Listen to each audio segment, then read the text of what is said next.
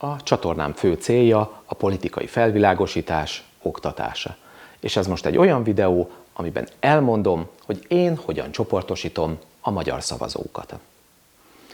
A legegyszerűbb talán az eredményszemléletű megközelítése, ez rendkívül egyszerű, 1/3 a Fideszre szavaz, 1/3 a Fidesz ellen, a harmadik harmad meg arra, hogy az első kettő döntse el helyette. Na azért én szeretnék mutatni egy ennél szofisztikáltabb felosztást, de anélkül, hogy túl bonyolítanám. Abból indulnék ki, hogy a magyar szavazók jelentős része nem annyira eszmékre és pártokra, mint inkább személyekre szavaz. A fideszes nénike Viktorkára szavaz, a DK-s bácsika meg mondjuk Klárikára. Szerintem minden karizmatikus politikus mellett áll egyfajta kemény mag, ők azok, akiket nem lehet eltántorítani. Azt a példát szoktam említeni, hogyha Orbán Viktor a köztévé élő egyenes adásában fölfal egy eleven csecsemőt, a kemény mag azt is elfogadja tőle, és megmagyarázza, hogy miért volt helyes. Az én becslésem szerint Orbán körül 800 000, 1 millió ilyen ember van. Gyurcsány és Klárika körülbelül 250-300 000, MZP, Vóna vagy Jakab körül ilyen 10 000 vagy az alatti. Magyar Péter ilyen köre pedig éppen kialakulóban van, én ezt most 200 000 főre becslem, de lesz az még nagyobb is, jóval nagyobb. Az október 5-i tüntetésen például volt a közelemben egy nénike, aki ott helyben elélvezett, amikor Magyar Péter fölment a színpadra, aztán amikor Magyar egyik mondatára kitört a tapsvihar, de a nénike mellett álló pasasi nem csapkodta össze a kezeit, a nénike felháborodottan magyarázni kezdte mindenkinek, hogy látták, hát ez nem is tapsol, hát nem is közülünk való, hát minek van ez itt? Na hát ilyen ez a kemény mag, a rajongótábor az ilyen viselkedésről ismerhető fel.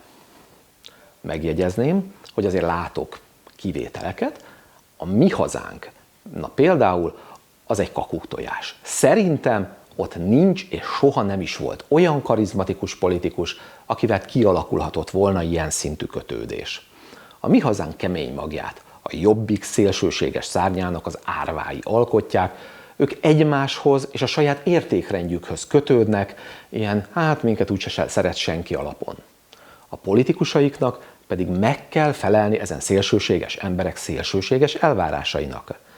És ez most kicsit furán fog hangzani az én számból, de ha belegondolok, akkor azt kell mondanom, hogy ez egy egészségesebb politikus szavazó kapcsolata. És annak ellenére mondom ezt, hogy a kapcsolat tartalmát sokkal betegebbnek látom a többinél.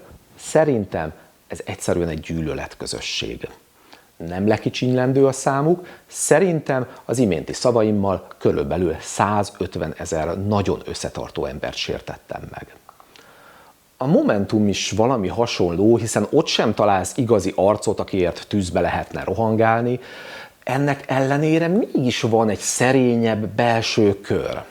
Azután második típusú kivételként ott vannak az MSZP törzsszavazói, akik szerintem kicsit a múltba révednek, egy ilyen valaha volt nagyságra emlékeznek, amikor egyfajta kegyeleti szavazatot adnak le a pártjuk maradékára. Az ő számukat nem könnyű megbecsülni, mert nem indulnak már magukban sehol. Valószínűnek tartom, hogy attól tartanak, hogy kiderül, mennyire kevesen maradtak. 10-20 000 ember max. A DK-s irány miatt őket egy ilyen piros pattanásként ábrázolom a Gyurcsány feliratú gombócon. A Párbeszédnek nem tudom, van-e még szavazója, minden esetre ők lettek a másik pattanás. És ez a 3 gombóc együtt már úgy néz ki, mint a kémia órán egy vízatom.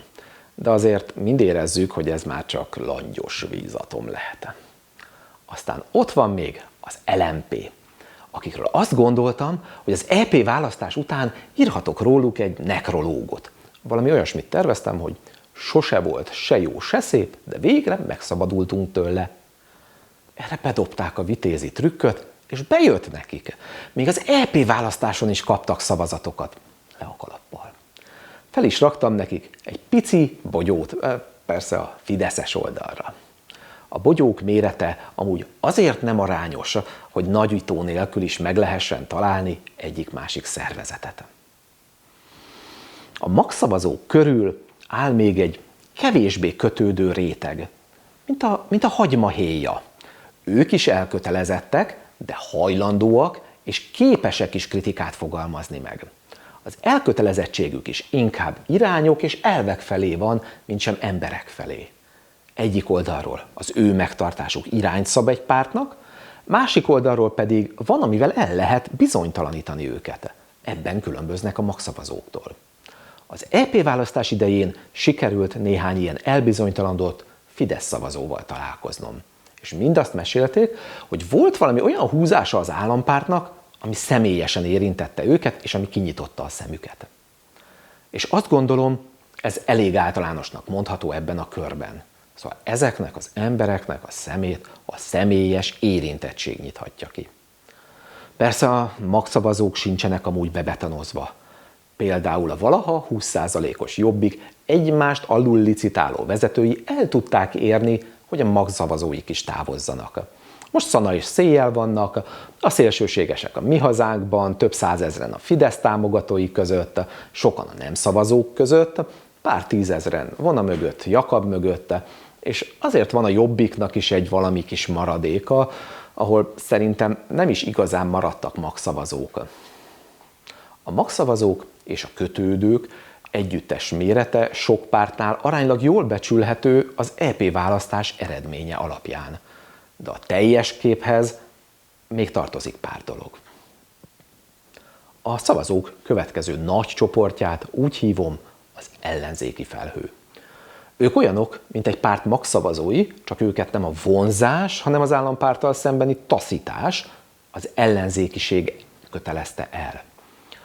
Ha akarjuk, rájuk mondhatjuk, hogy taktikai szavazók, mert hogy képesek mindig azt támogatni, akinek a legnagyobb esélyt tulajdonítják. Kvázi úgy viselkednek, mint az elektronfelhő az atommagok körül. Ahol a legerősebb esélyt érzik, a kormányváltásra oda tömörülnek. Ha több ilyen is van, akkor tömörülnek ide is, meg oda is. Voltak köztük a Momentum mellett, MZP mellett, és amíg Gyurcsány és a DK volt a legerősebb ellenzéki párt, addig nagyon sokan közülük arra felé tendáltak, most meg ugye Magyar Péter felé. Amúgy ide sorolom például saját magamat is, és ide tartozik szerintem a magyar értelmiség döntő többsége, és még sokan mások. Végzettségtől függetlenül bárki, aki hajlamos a tudatos véleményalkotásra, és hát velünk simán előfordulhat az, hogy nem szavazunk senkire, vagy protest szavazatot adunk le. Szerintem a kutyapárt szavazótábora is kb. Innen származik közülünk. Ezt a csoportot én kb. 1 millióra becsülöm a kutyapártosokkal együtt. Orbán mellett van még egy különleges halmaz, ehhez én azt írtam, hogy Orbán sötét fellege. Ide azok az emberek tartoznak, akiknek a szavazatát megvásárolja a kormánypárt, vagy valamilyen módon rákényszeríti őket, hogy a megfelelő irányba szavazzanak. A választási csalásokról szóló videómban láthattátok, hogyan vesznek szavazatot vidéken, aztán a külföldi levélszavazatok helyzetét pedig nem kell elmagyarázni. Idén az erdélyi gyerekek kaptak iskolakezdési támogatást, a tiéd meg nem. Amúgy ez a fideszes törvénytelenségek által érintett halmaz nagyon fontos, mert ha nem lenne, akkor a kétharmad se lenne. Aztán van még ez a harmadik harmad, akik általában nem mennek el szavazni. Ennek én többféle okát is látom, egy részüket egyszerűen nem érdeklik a közügyek, vagy már kiábrándultak, megcsömörlöttek belőle. Más részük nem gondolja, hogy értékes lenne a szavazata, és vannak olyanok is, akik nem látnak olyan erőt, ami szimpatikus is nekik, és amiben látnak potenciált is. És ez utóbbiak szerintem megszólíthatóak, és elméletem szerint a 21-es előválasztás során MZP sikerét pont az okozta, hogy ezek az emberek megmozdultak.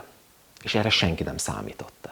Szerintem Magyar Péter is sikeresen szólított meg szavazókat ebből a halmazból.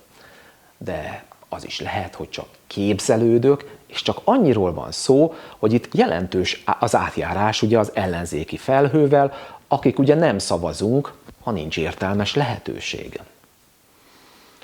A harmadik harmadba kell sorolnom még a külföldön élő magyarokat is, akik már a lábukkal szavaztak a rendszer ellen, a rendszer pedig aljas módon minden lehetséges indokkal akadályozza a szavazási lehetőségüket.